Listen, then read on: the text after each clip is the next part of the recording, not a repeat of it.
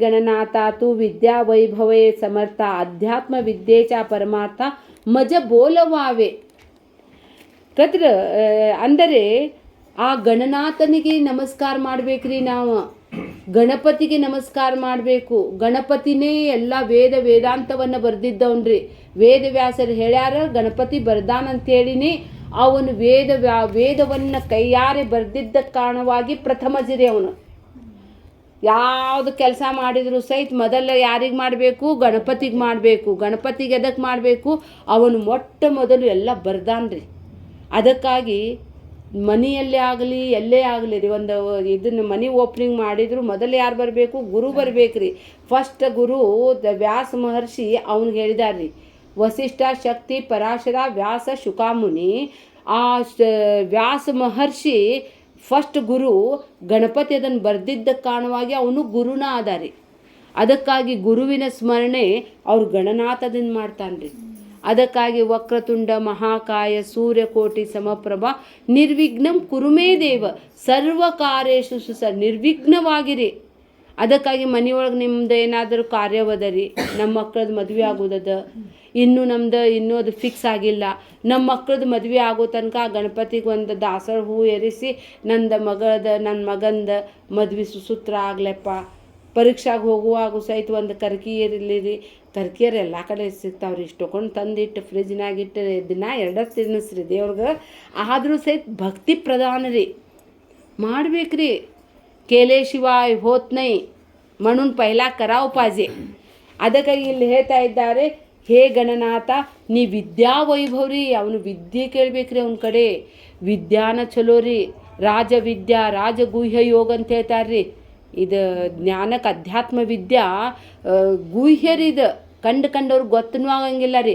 ಇಡೀ ದಿನ ಓದ್ರಿ ನೀವು, ಭಗವದ್ಗೀತಾ ಓದ್ರಿ, ದಾಸಬೋಧ ಓದ್ರಿ. ಎಲ್ಲಿ ತನಕ ಗುರುಮುಖದಿಂದ ಅದನ್ನು ಅರ್ಥ ಮಾಡಿಕೊಳ್ಳುವುದಿಲ್ಲವೋ ಅದರಲ್ಲಿ ನಿಜವಾದದ್ದು ಗೊತ್ತಾಗಂಗಿಲ್ಲ ರೀ. ಇರೋದ ಬೇರೆ, ನಾವು ತಿಳ್ಕೊಳ್ಳೋದ ಬೇರೆ ಮಾಡ್ತೇವೆ. ಅದಕ್ಕಾಗಿ ಆ ವಿದ್ಯೆಯನ್ನು ದಯಪಾಲಿಸಪ್ಪ ಅಂಥೇಳಿ ಇಲ್ಲಿ ಹೇಳ್ತಾ ಇದ್ದಾರೆ. ಅಧ್ಯಾತ್ಮತ್ತೆ ಎಲ್ಲ ವಿದ್ಯಾದೊಳಗೆ ವಿದ್ಯಾನಾಂ ಅಧ್ಯಾತ್ಮ ವಿದ್ಯಾ ಅಹಮಸ್ಮಿ ಅಂದಾನ್ರಿ ಕೃಷ್ಣ. ಅದಕ್ಕಾಗಿ ಇಲ್ಲೇನು ಹೇಳ್ತಾ ಇದ್ದಾರೆ ಅವರು, ಅಧ್ಯಾತ್ಮ ವಿದ್ಯೆಚ ಪರಮಾರ್ಥ ಮಜ ಬೋಲವಾವೆ. ಗುರು ಕಡೆ ರಿಕ್ವೆಸ್ಟ್ ಮಾಡಿ ಕೇಳಾಕತ್ತಾರ್ರಿ ಅವರು. ಬರ್ರಿ ವಿಜಯಕಾರ ಬಂದು ನಮಗೊಂದು ಸ್ವಲ್ಪ ಸತ್ಸಂಗ ಮಾಡಿರಿ, ಹೇಳ್ರಿ. ಎಲ್ಲಿ ತನಕ ಶಿಷ್ಯತ್ವ ಜಾಗೃತ ಆಗುವುದಿಲ್ಲವೋ ಅಲ್ಲಿ ತನಕ ಗುರು ಪ್ರಕಟ ಆಗಂಗಿಲ್ಲ. ನಮ್ಮ ಎದುರುಗಡೆ ಇದ್ರೂ ಸಹಿತ ಗೊತ್ತಾಗಂಗಿಲ್ಲ. ಕೃಷ್ಣ ಅರ್ಜುನ್ ಜೊತೆಗೆ ಎಷ್ಟೋ ದಿನ ತನಕ ಇದ್ದ, ಗೊತ್ತಾಗಲಿಲ್ಲ ರೀ. ಯಾವಾಗದು ಯುದ್ಧ ಪ್ರಾರಂಭ ಆಯಿತು, ಶಿಷ್ಯಸ್ಥೆ ಹಂಸಾದಿ ಮಾಂ ತ್ವಾಂ ಪ್ರಪನ್ನಂ, ನಾನಿನ್ನ ಶಿಷ್ಯನಾಗಿದ್ದೇನೆ, ನನಗೆ ನೀನು ಸರಿಯಾಗಿದ್ದನ್ನು ತಿಳಿಸು ಅಂದಾಗನ ತಿಳಿಸ್ತಾನೆ ರೀ ಕೃಷ್ಣನು. ಬರ್ರಿ ಹೇಳೋಣ, ಥಾನೆಕ ಮಯಾ ಮಂಡಳ ಮಯಾಸಚ ಬೋಲು ಸುಬ್ರೋ ಬೈ ಬಟೋ ಬೈ ಇಲ್ಲ ರೀ. ಎಲ್ಲಿ ತನಕ ಗುರು ಅಂತ ಸ್ವೀಕಾರ ಮಾಡಬೇಕು ಅವಾಗ ಅವನು ಹೇಳ್ತಾನೆ. ಅದಕ್ಕಾಗಿ ಮಜ ಬೋಲವಾವೆ, ನನಗೆ ತಿಳಿಸಿಕೊಡ್ರಿ. ತದ್ವಿದ್ಧಿ ಪ್ರಣಿಪಾತೇನ ಪರಿಪ್ರಶ್ನೇನ ಸೇವೆಯ ಉಪದೇಕ್ಷಂತಿ ತೇ ಜ್ಞಾನಂ ಜ್ಞಾನಿನಃ ತತ್ವದರ್ಶಿನಃ. ನಾಳೆ 4:15 ರೀ, 4:15. ಅದಕ್ಕಾಗಿ ತದ್ವಿದ್ಧಿ ಪ್ರಣಿಪಾತೇನ ಪರಿಪ್ರಶ್ನೇನ ಸೇವೆಯ, ನಮಗೆ ಗುರು ಒಂದ್ಸಲ ಗುರುತಿಸಿದ್ರಿ ಆ ಗುರುವಿಗೆ ಆ ತತ್ವವನ್ನು ತಿಳಿದುಕೊಳ್ಳಲಿಕ್ಕೆ ತತ್ಪದ ತದ್ವಿದ್ಧಿ ಪ್ರಣಿಪಾತೇನ. ಅದಕ್ಕಾಗಿ ಅವ್ರಿಗೆ ಸಾಷ್ಟಾಂಗ ನಮಸ್ಕಾರ ಹಾಕ್ತಿದ್ದರ್ರಿ. ಪ್ರಣಿಪಾತೇನ ಪರಿಪ್ರಶ್ನೇನ, ಪ್ರಶ್ನೆ ಕೇಳಬೇಕ್ರಿ. ಈಗ ಹೇಳಿದ ಇಲ್ರಿ ಮಜ ಬೋಲವಾವೆ ಅಂಥೇಳಿ ಕೇಳಬೇಕ್ರಿ. ಪರಿಪ್ರಶ್ನೇನ ತದ್ವಿದ್ಧಿ ಪ್ರಣಿಪಾತೇನ ಪರಿಪ್ರಶ್ನೇನ ಸೇವೆಯ ಸೇವಾ ಮಾಡ್ಬೇಕ್ರಿ. ಮತ್ತು ತನ್ಮಂಧನ್ ನಮ್ದು ಸೇವೆ ಮಾಡಿದ್ರೆ ನಿಮ್ದು ಶ್ರದ್ಧಾ ಎಷ್ಟೈತೆ ಅನ್ನೋದು ಗೊತ್ತಾಗ್ತೈತೆ ರೀ, ಇಲ್ಲಂದ್ರೆ ಗೊತ್ತಾಗಂಗಿಲ್ಲ. ಆವಾಗ ಅವರು ನಿಮಗೆ ತಿಳಿಸಿಕೊಡ್ತಾರೆ. ತದ್ವಿದ್ಧಿ ಪ್ರಣಿಪಾತೇನ ಪರಿಪ್ರಶ್ನೇನ ಸೇವೆಯ ಉಪದೇಕ್ಷಂತಿ ತೇ ಜ್ಞಾನಂ ತತ್ವದರ್ಶಿನಃ. ಐಲೈ ಮಹತ್ವಚ, ಇದು ಭಾಳ ಮಹತ್ವದ ರೀ. ಎಂಥವ್ರ ಕಡೆಯಿಂದ ಕೇಳಬೇಕಪ್ಪ ಅಂತ ಹೇಳಿದರೆ ತತ್ವ ತಿಳಿದವ್ರ ಕಡೆಯಿಂದ ತಿಳ್ಕೊಬೇಕ್ರಿ. ಹೇಳೋರು ಭಾಳ ಮಂದಿ ಅದಾರ ರೀ. ಓದನು ನಾ ಹೇಳ್ಬೋದು ರೀ, ಬರೀ ಓದಿ ನೀವು ಹೇಳ್ಬೋದು. ಓದಿದ್ದ ಬೇರೆ, ಅದನ್ನು ಒಡೆದು ತಿಳಿಸಿ ಹೇಳೋದು ಬೇರೆ ರೀ. ಯಾರು ಗುರುವಿನ ಹತ್ತಿರ ಅಧ್ಯಯನ ಮಾಡಿ ಅದು ಒಂದು ಗುರು ಪರಂಪರಾನುಗತವಾಗಿ ಹೇಳುವಂಥ ಒಂದು ಕ್ರಮ ಅದ ನೋಡ್ರಿ, ಅಂಥವ್ರಿಗೆ ಕರಿಬೇಕು ರೀ. ಇಲ್ಲದೆ ಇದ್ದಿದ್ದೆ ಆದರೆ ಅದ್ರೊಳಗೆ ಇರೋದ ಬೇರೆ ಇರ್ತೈತಿ, ನಾವು ತಿಳ್ಕೊಳ್ಳೋದ ಬೇರೆ ಮಾಡ್ತೇವೆ. ಅದಕ್ಕಾಗಿ ಶಿಷ್ಯ ಇಲ್ಲೇ ಸದ್ಗುರುವಿಗೆ ಶರಣಾಗತನಾಗಿ ಈ ಅಧ್ಯಾತ್ಮ ವಿದ್ಯೆಯನ್ನು ಮಜ ಬೋಲವಾವೆ. ಶ್ರೀರಾಮ್ ಎಲ್ಲರೂ ಹೇಳ್ರಿ, ಶ್ರೀರಾಮ್. ಶ್ರೋತ್ರೆ ಪುಸಿಲೆ ಬರವೆ, ಭಗವದ್ ಭಜನ ಕೈಸೆ ಕರಾವೆ, ಮನೋನಿ ಬೋಲಿಲೆ ಸ್ವಭಾವೆ, ಗ್ರಂಥಾಂತರಿ ಶ್ರೀರಾಮ್. ಸಾವಧ ಹೋವುನ ಶ್ರೋತೆ ಜನ, ಐಕಾ ನವವಿಧ ಭಜನ, ಸತ್ಶಾಸ್ತ್ರಿ ಬೋಲಿಲೆ ಪಾವನ, ಹೋಯಿಜೆ ಏನೇ ಶ್ರೀರಾಮ್. ಶ್ರವಣಂ ಕೀರ್ತನಂ ವಿಷ್ಣು ಸ್ಮರಣಂ ಪಾದಸೇವನಂ, ಅರ್ಚನಂ ವಂದನಂ ದಾಸ್ಯಂ ಸತ್ಯ ಆತ್ಮನಿವೇದನಂ. ಪ್ರಥಮಂ ಭಜನ ಐಸೆ ಜಾಣ, ಹರಿಕಥಾ ಪುರಾಣ ಶ್ರವಣ, ನಾನಾ ಅಧ್ಯಾತ್ಮ ನಿರೂಪಣ, ಐಕೇತ ಜಾವೆ ಶ್ರೀರಾಮ್. ಮೊದಲೇನು ಮಾಡಕ್ಕೆ ಕಲಿಬೇಕ್ರಿ? ನರ್ಸರಿ ಅಂದ್ರೆ ಏನ್ರಿ? ಭಜನೆ ಮಾಡ್ಬೇಕ್ರಿ. ಭಜನೆಯನ್ನು ಮಾಡೋಣ, ನಿಜ ದೇವನ ತಿಳಿಯೋಣ, ಪರಮಾತ್ಮನೇ ಸತ್ಯವೆಂದು ತೋರೋದೆಲ್ಲ ಮಿಥ್ಯೆಯೆಂದು. ಭಜನೆಯನ್ನು ಮಾಡೋಣ, ನಿಜ ದೇವನ ತಿಳಿಯೋಣ. ಭಜನೆ ಮಾಡ್ಬೇಕ್ರಿ. ಭಜ ಎನ್ನುವಂಥ ಶಬ್ದ ರೀ, ಅದು ಹೊಂದು, ಪರಮಾತ್ಮನನ್ನು ಹೊಂದು. ಭಜ ಅಂತ ಹೇಳಿದರೆ ಆ ಪರಮಾತ್ಮನಲ್ಲಿ ನೀನು ಒಂದಾಗು. ಭಜನೆ ಮಾಡ್ತಾ ಇದ್ದರೆ ಆ ಪರಮಾತ್ಮ ನಿಮ್ಮ ಕಣ್ಣು ಮುಂದೆ ಬರಬೇಕ್ರಿ.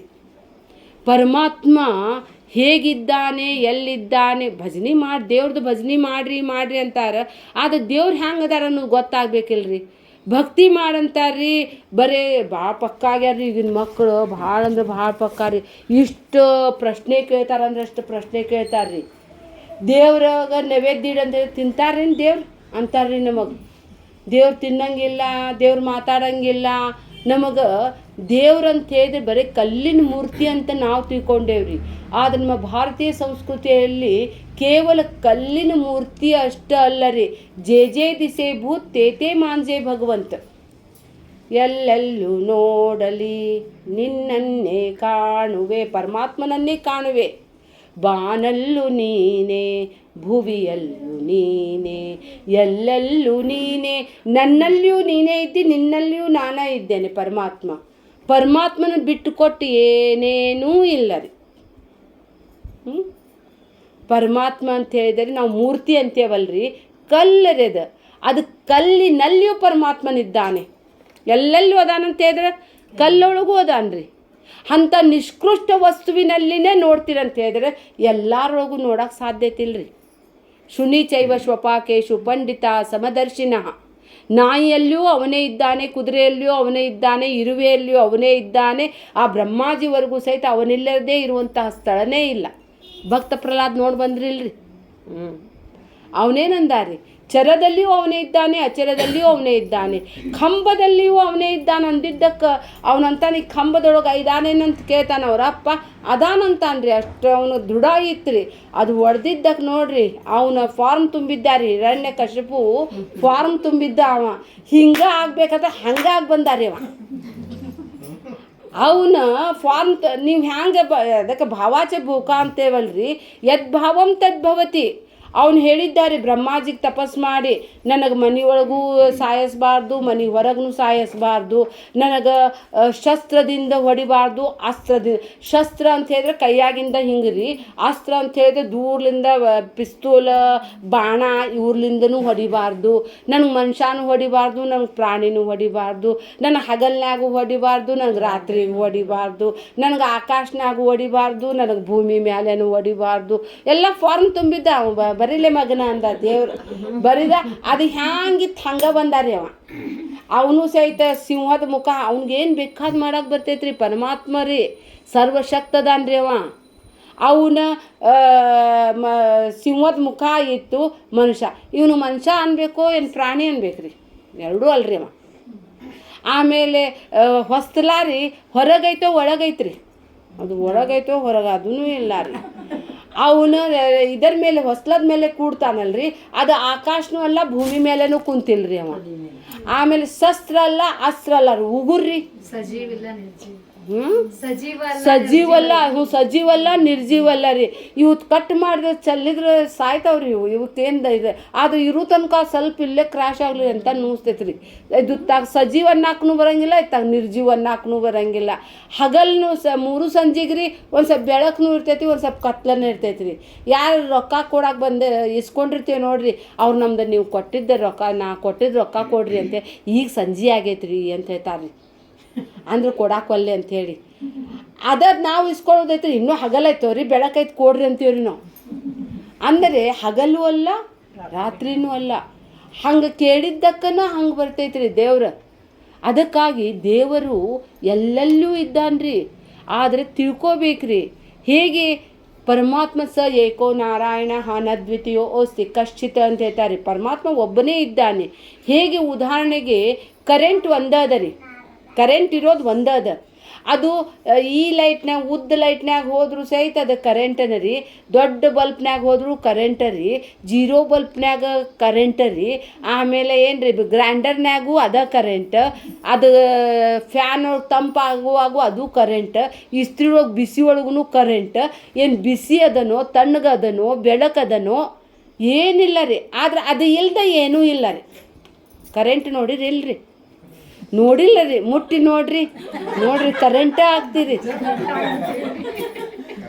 ಹಾಂ, ಯದ್ಭಾವಂ ತದ್ ಇದಿರಿ ಏನಂತಾರ, ಬ್ರಹ್ಮವಿದ್ ಬ್ರಹ್ಮೈವ ಭವತಿ ಅಂತಾರಲ್ರಿ. ಕರೆಂಟ್ ಭವತಿ ಆಗ್ಬಿಡ್ತೇವ್ರಿ ನಾವು. ಅದಕ್ಕಾಗಿ ಹೇಳ್ತಾರೆ, ಭಗವಂತನನ್ನು ನೋಡಬೇಕಾಗಿದ್ದೇ ಆದರೆ ಅವನು ನೋಡುವ ಕಣ್ಣುಗಳಿಂದ ಕಾಣಂಗಿಲ್ಲ ರೀ. ಅದು ಹೃದಯದಲ್ಲಿರುವಂತಹ ಅವನ ಕ್ರಿಯೆಗಳಿಂದ ನಾವು ಅವನು ಗುರುತಿಸ್ಬೇಕ್ರಿ. ಅದಕ್ಕಾಗಿ ಹೇಳ್ತಾರೆ ರೀ, ದೇವ್ರಂತ ಹೇಳಿದ್ರೆ ನಮಗೆ ಕಾಣಿಸಂಗಿಲ್ಲ ಅಂದಿದ್ದ ಮಾತ್ರಕ್ಕೆ ಇಲ್ಲಂತಿಲ್ಲ ರೀ. ಗಾಳಿ ಕಾಣಿಸ್ತೈತೇನ್ರಿ? ಇಲ್ಲ ರೀ. ಆದ್ರೆ ಐತಿಲ್ರಿ ಗಾಳಿ, ಐತ್ರಿ. ಅದಕ್ಕಾಗಿ ಒಂದು ಪ್ರೂಫ್ ಮಾಡಿ ತೋರಿಸಂತಾರ್ರಿ ಎಲ್ಲ ಮಕ್ಕಳಿಗೆ. ನಾನು ಎಲ್ಲ ಕಾಲೇಜಕ್ಕೆಲ್ಲ ಕರೆದಿರ್ತಾರೆ ರೀ. ಒಂದೊಂದು ಸಲ ನಮಗೆ ನಮ್ಗೆ ಹೇಳ್ತಾರೆ, ಅವ್ರು ಭಾಳ ದೊಡ್ಡ ಪಂಡಿತರು ಬಂದಾರು ಇವರು, ಅವ್ರು ಹೇಳ್ತಿರ್ತಾರೆ ರೀ. ಅವ್ರು ಏನಾರ ಪಂಡಿತ್ ಬರ್ತಾರಂತ ಹೇಳಿದ್ರಿ ಎಂಥವ್ರು ಇರ್ತಾರೋ ಅಂತ ತಿಳ್ಕೊಂಡಿರ್ತಾರೆ ರೀ. ನಮಗೆ ಬರೀ ಬಟ್ಟೆ ಬದಲಿಸಿರ್ಬೇಕು ರೀ, ಕೇಸರಿ ಬಟ್ಟೆ ಹಾಕ್ಕೊಂಡಿರ್ಬೇಕು, ನಂದು ಹೆಸರು ಬದಲಾಗಿರಬೇಕು, ಒಟ್ಟೇನೋ ಒಂದು ಗಂಭೀರ ಇದ್ರೆ ಅವ್ರ ಗುರು ಅಂತ ನಾವು ತಿಳ್ಕೊತೀವಿ ರೀ. ನಾವು ಬಂದು ಕೂಡ ಅವ್ರಿಗೆ ವಿಚಿತ್ರ ಅನಿಸ್ತೈತಿ. ಮತ್ತು ನಾನು ಲಘು ಕ್ಲೋಸ್ ಆಗಿಬಿಡ್ತೇನೆ ರೀ. ಅವಾಗ ಅವ್ರು ಕೇಳ್ತಾರೆ ರೀ, ದೇವ್ರಂದ್ರೆ ಹ್ಯಾಂಗೆ ರೀ ನಮಗೆ ತೋರಿಸ್ರಿ ಅಂತಾರೆ ರೀ ಅವರು. ಹೇಗೆ ಅಂತ ಹೇಳಿದರೆ, ಒಂದು ಖಾಲಿ ಪ್ಲಾಟ್ ಇರ್ತೈತ್ರಿಪ್ಪ. ಆ ಖಾಲಿ ಪ್ಲಾಟ್ನಲ್ಲಿ ಒಂದು ಮಳೆ ಬಿದ್ದರೆ ಎಷ್ಟೋಕೊಂಡು ಹುಲ್ಲು ಹೇಳ್ತೈತ್ರಿ, ಹೌದಿಲ್ರಿ? ಹೇಳ್ತೈತಿ. ಅದು ಹ್ಯಾಂಗೆ ಯಾರು ಬಿತ್ತಾಕೆ ಹೋಗಿರಂಗಿಲ್ಲ, ಏನು ಮಾಡಿ ಅಷ್ಟೋಕೊಂಡು ಹೇಳ್ತೈತ್ರಿ. ಆದರೆ ನೀವು ಅದು ಗ್ಲಾಸ್ ಹೌಸ್ಗೆ ಬಂದ್ರೆ ಅಲ್ಲೇ ಹುಲ್ಲು ಚಂದ ಕಟ್ ಮಾಡಿರ್ತಾರೆ, ಭಾಳ ಚಂದ ಮಾಡಿರ್ತಾರೆ. ಅದು ತಾನ ಆಗಿರ್ತೈತೋ ಅಥವಾ ಯಾರು ಮಾಡಿರ್ತಾರೆ ರೀ? ಏನ್ರಿ ತಾನ ಆಗ್ತೈತೇನ್ರಿ? ಭಾರತ್ನ ಕಾಶಿ ಕಟ್ ಮಾಡಿರ್ತಾರ್ರಿ ಹುಲ್ಲು. ಎಷ್ಟು ಚಂದ ಮಾಡಿ ನವಿಲ್ ಮಾಡಿರ್ತಾರ್ರಿ, ಕುಂಭ ಮಾಡಿರ್ತಾರೆ. ಅದು ಯಾರೋ ಮಾಡ್ಯಾರ ಅನ್ನೋದು ನಿಮಗೆ ಗೊತ್ತಾಗ್ತೈತ್ರಿ. ಇಲ್ಲ ಯಾರೂ ಮಾಡಿಲ್ಲ, ಬೇಕಾ ಬಿಟ್ಟಿ ಹಂಗೆ ಅದು ಎದ್ದೈತಿ. ಅದನ್ನು ನೋಡಿದ್ರೆ ನಮಗೆ ಅನ್ನಿಸ್ತೈತೆ ಅದರ ಹಿಂದೆ ಯಾರೋ ಇದ್ದಾರೆ. ಅದನ್ನು ಹಂಗೆ ಆಗಕ್ಕೆ ಸಾಧ್ಯ ಇಲ್ಲ ರೀ. ಹೇಗೋ ಹಾಗೆ ಇದು ಸೃಷ್ಟಿ ವ್ಯವಸ್ಥಿತವಾಗಿದೆಯೋ ಅವ್ಯವಸ್ಥಿತವಾಗಿದೆ ರೀ? ವ್ಯವಸ್ಥಿತವಾಗಿದೆ. ಹಂಗಂದ್ರೆ ಇದರ ಹಿಂದೆ ಅದಾನಂದಂಗೆ ಆತ್ರಿ, ಒಂದು ಶಕ್ತಿ ಅದ ರೀ ಇದರಿಂದ.